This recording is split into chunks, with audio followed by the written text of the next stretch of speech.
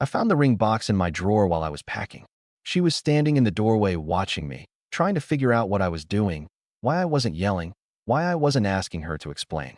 I'd spent 6 months picking out that ring, saved up for almost a year before that, had this whole plan about proposing on our trip to the coast next month. I put the box in my pocket without saying a word. Her face went completely white. She knew. Right then, she finally knew. But let me back up, because you need to understand how I got to that moment, how someone goes from planning a proposal to walking out with everything they own in 2 suitcases.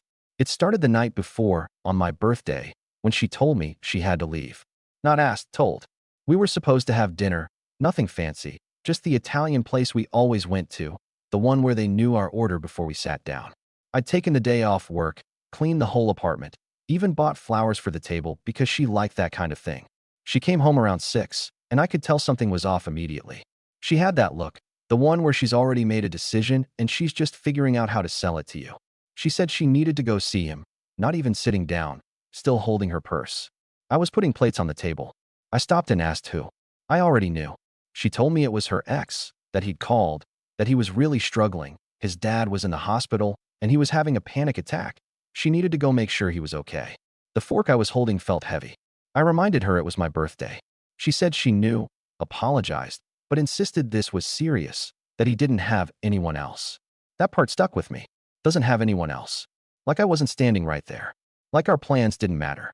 I asked how long she'd be gone. Just a couple hours. I'll be back before 10. We can still have cake. She kissed me on the cheek and left. I heard her car pull out of the parking lot. I sat down at the table with 2 plates of pasta and waited. 10 o'clock came and went. I called her. No answer. I texted. Nothing. I called again at 11. Midnight. 1 in the morning. Every call went straight to voicemail after the 3rd ring, which meant she was declining them. I knew that. I just didn't want to believe it. I stayed up all night on the couch, watching the door, telling myself there had to be an explanation. Maybe her phone died. Maybe the hospital had bad reception. Maybe she lost track of time. I made up every excuse I could think of because the alternative was too much to handle. She walked in at 7 the next morning. I was still on the couch. She looked tired but not upset, not guilty, just annoyed that I was awake. She dropped her keys on the counter and said hey, apologized that it took longer than she thought. I didn't say anything. I just looked at her. She started making coffee like nothing had happened. She explained his dad was stable now, that he'd been really scared. She couldn't just leave him alone like that. I finally found my voice and told her she didn't answer her phone. She said she knew, that her battery died and she left her charger at our place. Figured I'd understand. Figured I'd understand. Those 3 words did something to me. She figured I'd understand that she spent the night with her ex on my birthday. Figured I'd be fine with it. Figured I'd just accept whatever explanation she gave me, because I always did. I asked where she was. She said at his place, that he couldn't be alone, he was really depressed. I said it out loud then, made it real. You stayed the night. She told me he needed someone, then added the kicker, that I'd understand if I trusted her. There it was. The twist. Suddenly, I was the problem. I was the one who didn't trust her. I was the one making it weird. She'd perfected this move over the past year. This thing where she'd do something that crossed a line and then act like I was unreasonable for noticing. I stood up. My legs felt weak. I hadn't eaten since lunch the day before. I reminded her she told me she'd be back by 10. She said plans change, that I was making this a bigger deal than it was. He was having a crisis. What was she supposed to do? I suggested she could have called me back, answered her phone, come home. She rolled her eyes. Actually rolled her eyes. She said I was being dramatic, that nothing happened, they just talked. He was upset, and she was there for him as a friend. That's what decent people do. Decent people. I walked past her into the bedroom. She followed me asking where I was going. I didn't answer. I pulled my suitcase out from under the bed and started filling it with clothes. My hands were shaking, but I kept moving, kept packing, because if I stopped I'd have to think about what I was doing, and I couldn't afford to think. She asked what I was doing. Her voice changed now, the annoyed tone gone, replaced with something nervous. She told me to talk to her, asked why I was packing. I opened my drawer to grab socks and saw the ring box. Small, black velvet, sitting right there where I'd hidden it 3 weeks ago. I'd been looking at it every morning, imagining her reaction, playing out the proposal in my head. I picked it up and put it in my pocket. She saw it. I watched her face change, watched the color drain out completely. She asked if that was what she thought it was. I closed the suitcase. She demanded I answer her, asked if it was a ring. I picked up my second suitcase and started filling it. Oh my God, you were going to propose. Her voice cracked. She asked when, demanded to know when I was planning to do it. I moved past her to the closet, grabbing my jackets, my shoes, anything I could fit. She kept saying to say something, begging please. I zipped both suitcases closed and stood up. She was crying now, real tears, not the manipulative kind she'd used before when I'd caught her texting him late at night, when I'd seen his name pop up on her phone during dinner, during movies, during every moment we were supposed to be together. She said I couldn't leave, that we could fix this. She'd stop talking to him, promised. She pulled out her phone, showed me his contact, said look, she'd delete everything right now. Please just give her a chance. Her hands were shaking as she held up the screen. I didn't even glance at it. I'd seen this performance before. The dramatic gestures. The promises that lasted exactly as long as it took for me to calm down. She said she needed me to understand that he was really struggling. His dad might die. She was just being a good person, all while stepping in front of the door. Move. My voice came out flat, empty. She refused, said not until I talked to her, not until I understood. I looked at her, really looked at her, maybe for the first time in months. I'd been so busy trying to make everything work, trying to be understanding, trying to be the kind of partner who didn't get jealous or insecure, that I'd stopped seeing what was right in front of me. She didn't look guilty. She looked frustrated that I wasn't playing along anymore.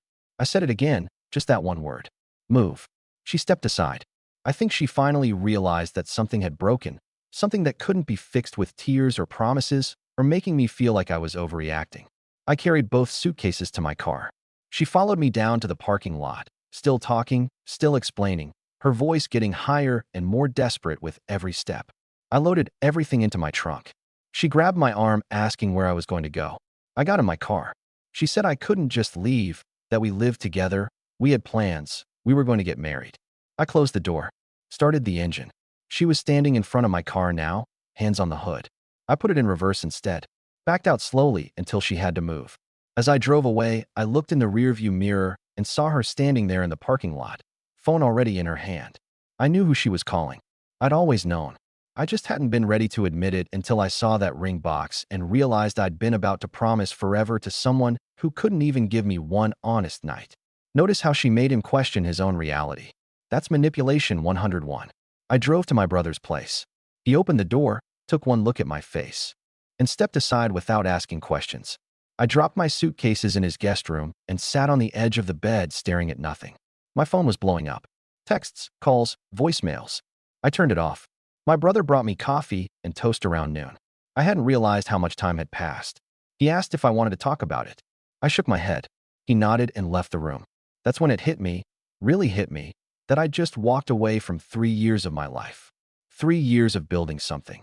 Or at least thinking I was building something. I pulled out the ring box from my pocket and opened it. The diamond caught the light from the window. I'd picked it out so carefully, made sure it was exactly her style, classic, but with a little twist, just like she always said she wanted. I snapped the box shut and put it in the nightstand drawer. My phone stayed off for 2 days. I knew what was waiting for me when I turned it back on. The excuses, the explanations, the tears, the promises. I'd heard them all before, just never quite like this. But on the third day, I needed to check my work emails, had a project deadline coming up, so I powered it on. 63 text messages, 22 missed calls, 14 voicemails. I didn't read them. Not yet. I opened my laptop instead. I don't know what made me do it. Maybe I was looking for proof that I was wrong, that I'd overreacted, that there was some explanation that would make everything make sense again. Or maybe I already knew what I'd find, and I just needed to see it with my own eyes. She'd always kept her tablet plugged in by the bed.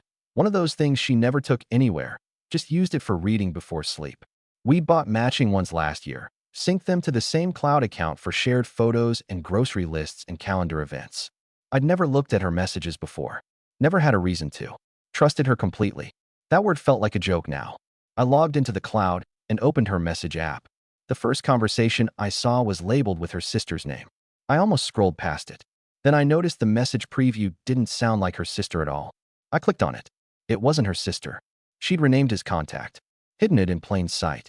I scrolled to the top, to the very beginning of the conversation. It started 8 months ago, 2 months after I'd started saving for the ring. The messages were casual at first. How are you doing? Hope you're well, just checking in. Then they got more frequent. Daily. Multiple times a day. Then they changed. I'm thinking about you. I miss you. Remember when we used to? I kept scrolling. My hands were shaking so hard I could barely hold the laptop. There were messages from my birthday. From the night she'd spent with him. He doesn't suspect anything. He never does. That was her. Sent at midnight while I was calling her phone over and over. His response came a minute later. Something about how I was too trusting, how that made things easier. She sent a laughing emoji. I scrolled further. Found messages from our anniversary dinner last month. She'd excused herself to use the bathroom 3 times that night. I remembered thinking she might be sick. She wasn't sick. She was texting him, telling him she wished she was with him instead, telling him the restaurant was nice, but she'd rather be at their spot. Their spot. They had a spot. I kept reading. There were messages from the week I'd picked up the ring. I'd been so excited, could barely keep it secret, kept almost telling her a dozen times. She'd noticed something was up, asked if everything was okay. I'd said everything was perfect. That same night she'd messaged him about how I seemed happy lately, how that made her feel guilty, but not guilty enough to stop. Not guilty enough to stop. I found photos. Not the kind you'd expect, though there were some of those too. But mostly just regular photos. Them at coffee shops. Them on hikes. Them at the beach. The beach we'd talked about going to for months, but never made it to because she said she was too busy with work. She wasn't too busy. She was going with him. There was a photo from 3 weeks ago. Her hand held up to the camera, showing off her nails. New manicure, she'd told me. Treated herself. In the background of the photo, barely visible, was a hotel room. I zoomed in. Could make out the edge of a bed, a lamp, a painting on the wall. I recognized that painting. I'd seen it before when I'd suggested that boutique hotel downtown for our anniversary. She'd said it was too expensive, not worth it. But there it was in the background of her photo. I checked our credit card statements. Found the charge. She'd put it on our shared card. I'd paid for half of her hotel room with him. I slammed the laptop shut. Stood up. Sat back down. My brother knocked on the door asking if I was okay. I wasn't okay. I was the furthest thing from okay. But I told him I was fine. He didn't believe me, but he left anyway.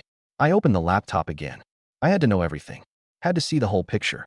The messages went back further than 8 months, I realized. She'd deleted the earlier ones, but I could see references to them. Inside jokes. Callbacks to conversations that weren't in the thread anymore. They'd never really broken up. Or if they had, they'd gotten back together long before she met me. Maybe while she was with me. I found a message from a year ago.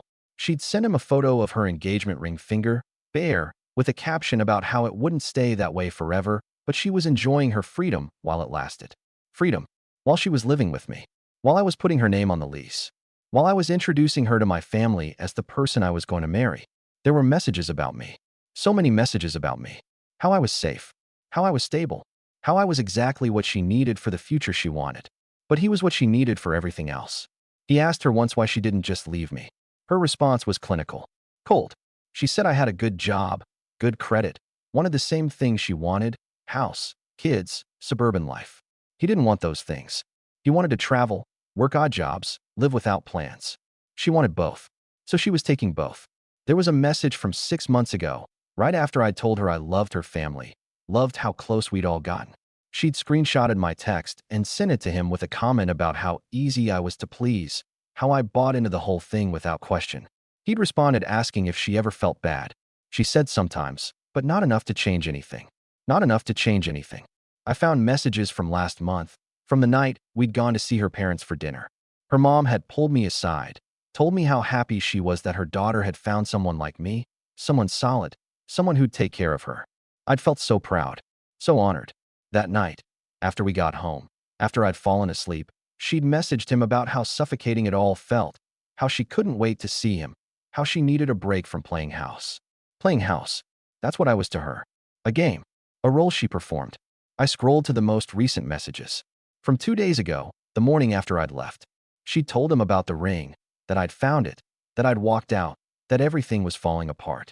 He'd asked what she was going to do.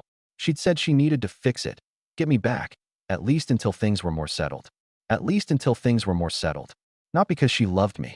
Not because she was sorry. Because the timing wasn't right yet. I kept reading. There was another message from later that same day. Your ring looked so beautiful on my hand when we tried it on. Wish you'd been the one giving it to me. My ring. The ring I'd spent a year saving for. She'd shown it to him. Let him see it. Probably laughed about it. I understood then. She wasn't sorry she'd hurt me. She was sorry she'd gotten caught before she was ready. Before the house was bought, before the wedding was planned, before I was locked in completely. I was an investment, a retirement plan, something to fall back on when the excitement wore off. I closed the laptop, grabbed my phone, scrolled through her messages without reading them. They all said the same thing anyway. Different words, same meaning. Come back, let me explain. You're overreacting, nothing happened. I love you, we can work through this. But I'd seen the truth. I'd read it in her own words. And I knew exactly what I had to do next. Sometimes the truth isn't in what people say to your face. It's in what they write when they think you'll never see it. I spent the next week at my brother's place planning everything out. Not in anger, not in revenge, just in cold practical steps. I made a list, called my landlord first, explained the situation without drama, told him I needed to break the lease early or find a way to get her off it. He was understanding, said if we both agreed he could draw up new paperwork or I could find someone to take over my half. I thanked him and hung up, canceled the coast trip, got a partial refund, separated our phone plan, changed my passwords, bank accounts, streaming services, everything. Removed her access to my credit card.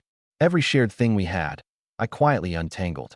My brother watched me work through the list and asked if I was doing okay. I told him I was fine. He said I seemed too calm.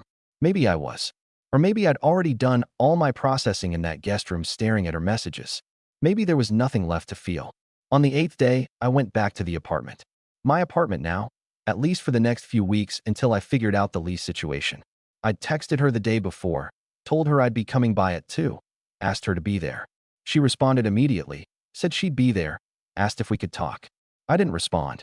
She was waiting when I arrived, sitting on the couch, our couch, looking small and scared. She'd been crying, I could tell. Her eyes were red. She stood up when I walked in, started to say something.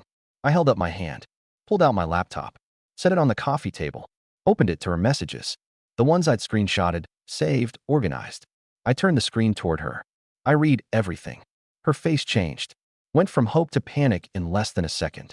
She looked at the screen, then at me, then back at the screen. Her mouth opened, but nothing came out.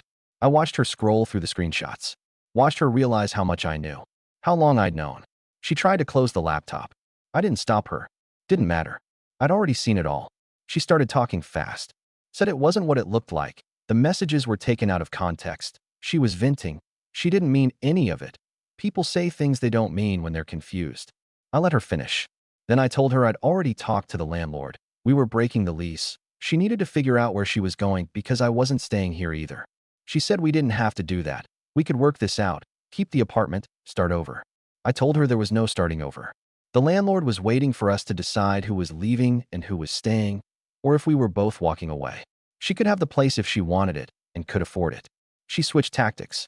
Said we could go to counseling, work through this, couples therapy. She'd do anything. She reached for my hand.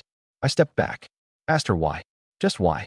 If she wanted him, if she loved him, why didn't she just leave? Why drag me into it? Why let me buy a ring? Why let me plan a future? She didn't have an answer at first. Then she said something about being scared, about not knowing what she wanted, about thinking she could have both. I told her she couldn't. She never could. She asked about the ring, if I still had it. I said I did. She asked if there was any chance, any possibility that we could start over, that I could forgive this. I looked at her, really looked at her, saw her the way I should have seen her months ago. Someone who'd made a choice every single day to lie to me. Every text, every late night, every time she came home and kissed me like nothing was wrong. Those were all choices. No, that was all I said. Just no. She started crying harder. Real tears this time, I think. Not because she was sorry, because she was losing something she'd wanted to keep. The safety net. The backup plan. She asked where she was supposed to go. I suggested her ex's place since she spent so much time there anyway. That made her angry. She said I was being cruel. I almost laughed. Cruel. I'd been sleeping next to her for months while she counted down the days until I'd propose, until she'd have everything locked down, until she could stop pretending so hard.